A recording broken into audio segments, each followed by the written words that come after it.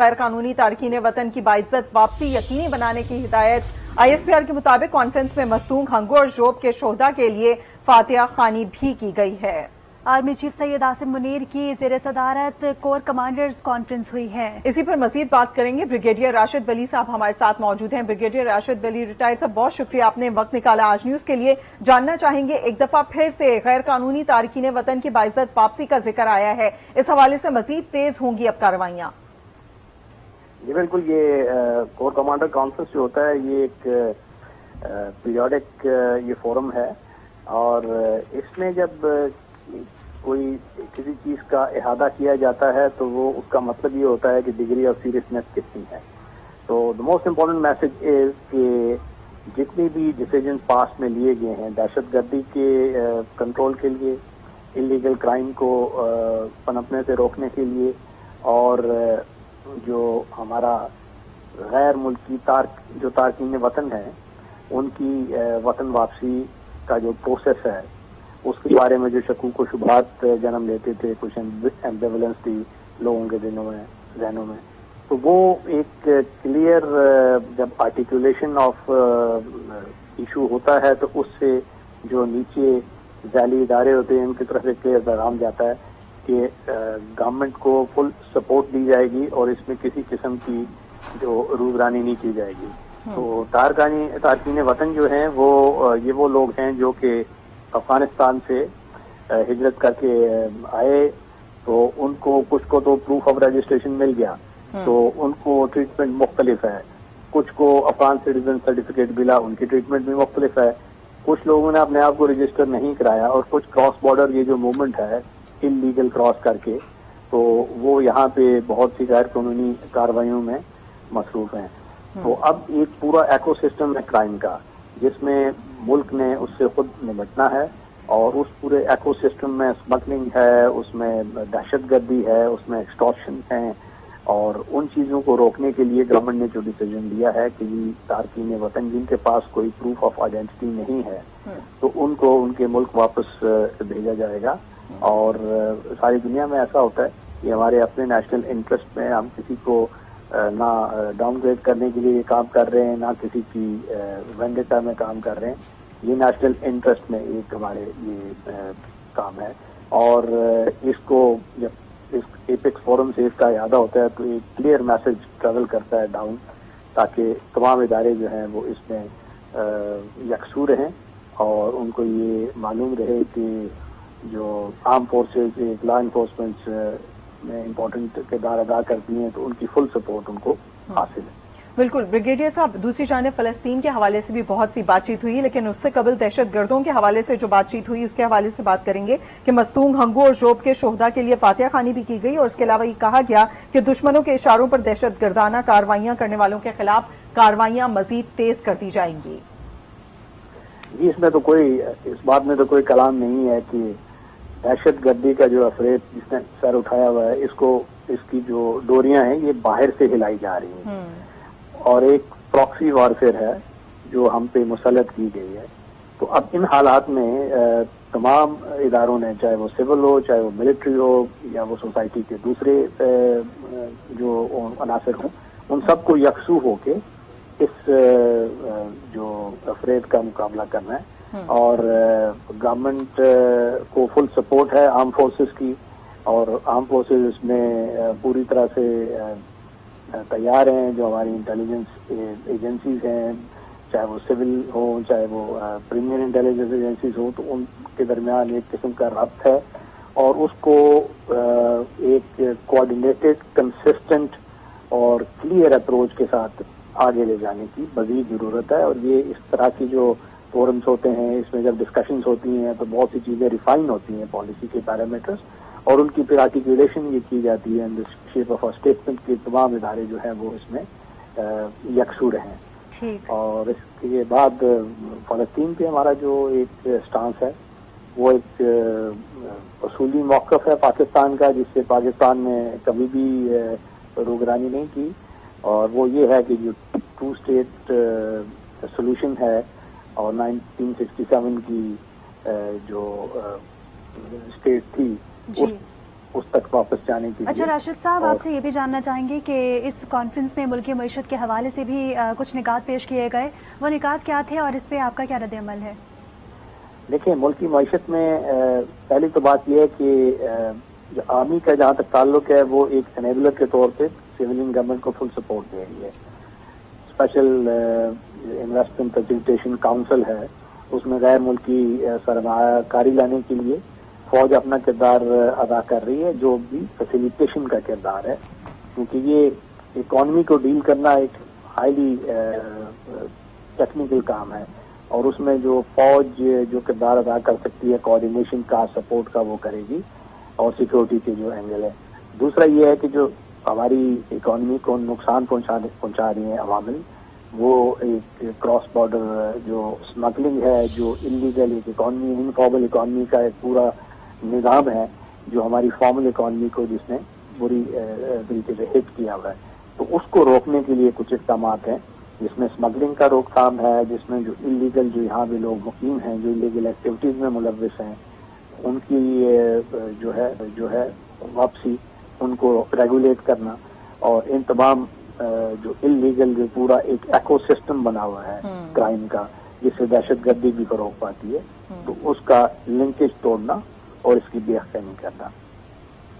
بالکل راشد صاحب ہمارے ساتھ موجود رہے گا. بریگیڈیئر بابر ریٹائرڈ نے بھی ہمیں جوائن کر لیا ہے. بریگیڈیئر صاحب، آپ کس طرح سے دیکھتے ہیں دہشت گردانہ کارروائیوں کے خلاف ایک دفعہ پھر جو جتنی بھی کارروائیاں ہیں وہ تیز کرنے کی بات کی گئی ہے، خاص طور پر یہ کہ جو دوسرے ممالک میں بیٹھ کے پلاننگ کی جاتی ہے پاکستان میں دہشت گردی کرنے کی، اس کے حوالے سے بات چیت کی گئی. کس طرح سے دیکھتے ہیں کہ اس نیٹ ورک کو ختم کرنے کے لیے مزید کتنا وقت درکار ہوگا اور کیا اسٹریٹجی ہو سکتی ہے؟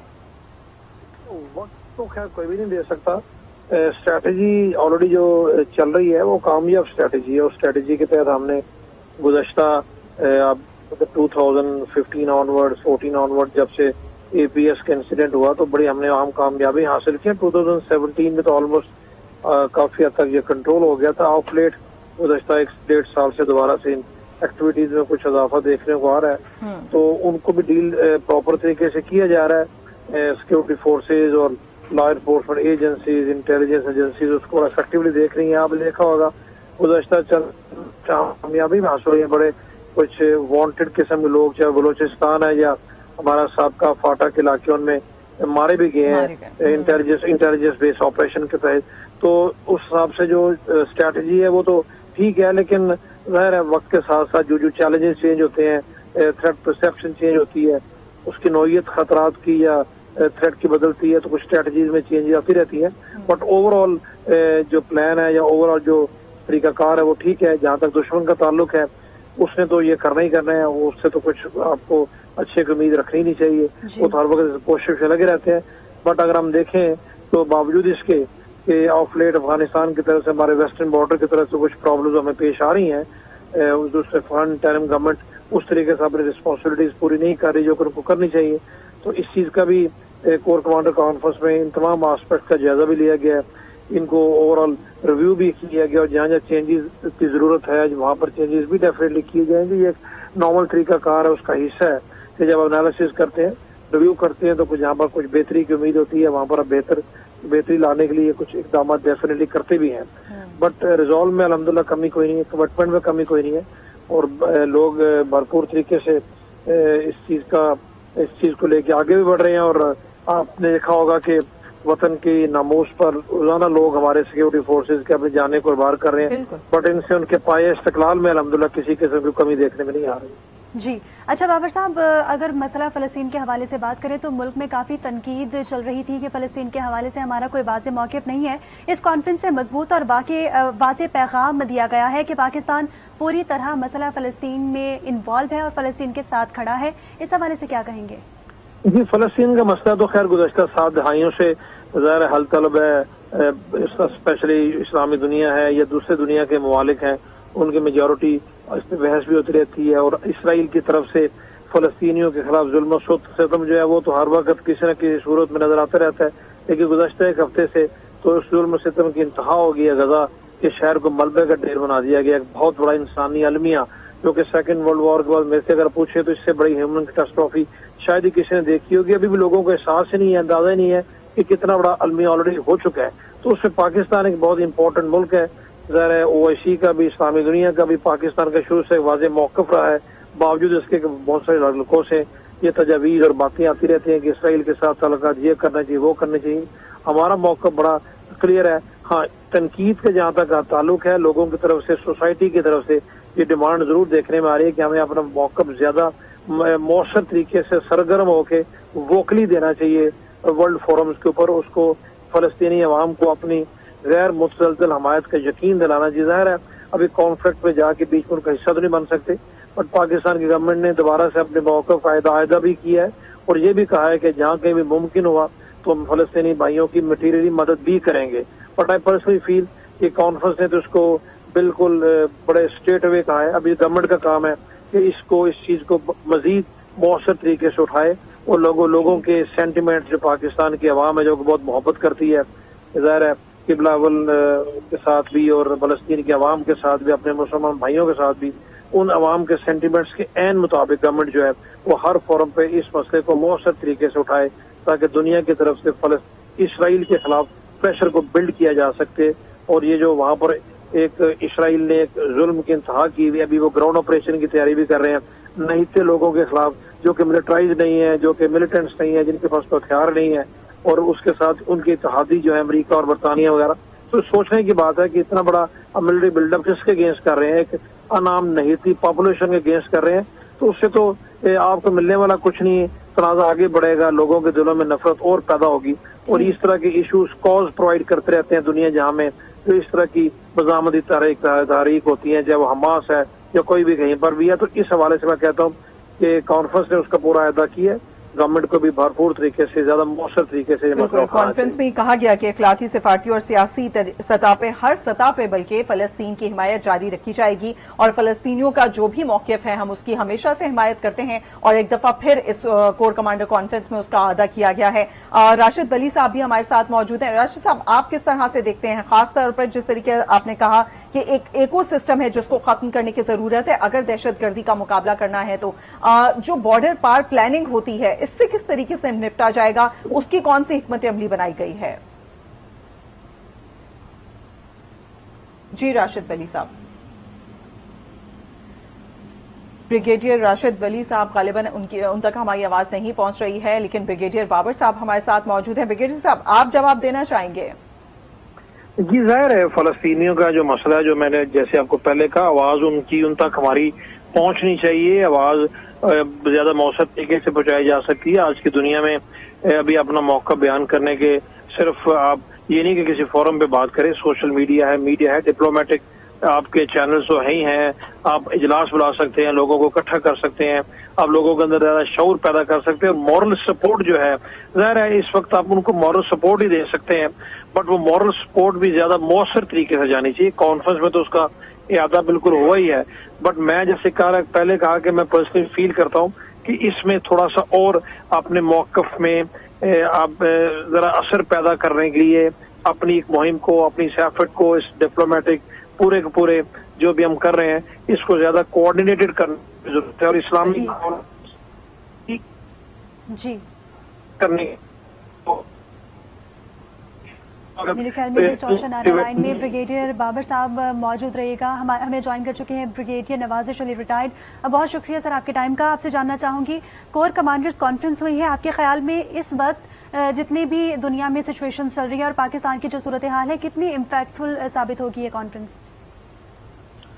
دیکھیے، کور کمانڈر کانفرنس ایک روٹین فنکشن ہے ہر مہینے، اور اس میں مختلف پروفیشنل ایشوز ڈسکس ہوتے ہیں اور انٹرنیشنل ریلیشنز پہ بھی ڈسکشن ہوتی ہے، اور باقی آرمی کے جو ڈیولپمنٹ وغیرہ ڈسکس ہوتی ہے. لیکن اس وقت جو مین ایشو چل رہا ہے وہ ہے فلسطینین کرائسس، حماس کے جو کرائسس ہیں. That is an international crisis, اور اس سے بڑے سیریس ریپرکشنز ہوں گے اسپیشلی مڈل ایسٹ پہ، اور وہ اسپل اوور کریں گے پاکستان تک بھی اور یورپ تک. ابھی لیٹس سی کہ چونکہ اگر آپ نے اس کو فالو کر رہے ہیں تو یونائٹڈ اسٹیٹ آف امریکہ نے اپنے 2 کیریئر گروپ میڈیٹرینین میں موو کر دیے، پروبلی فورڈ اور دوسرا ریگن اور سم تھنگ. اور the movement of carrier groups जो है, it is not a minor thing for United States of America.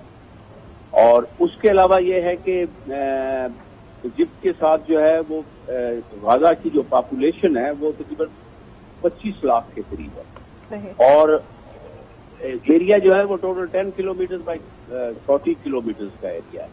तो it is going to be a big human crisis, it is going to be a big issue, और United state of America जो है वो determined है to sort out.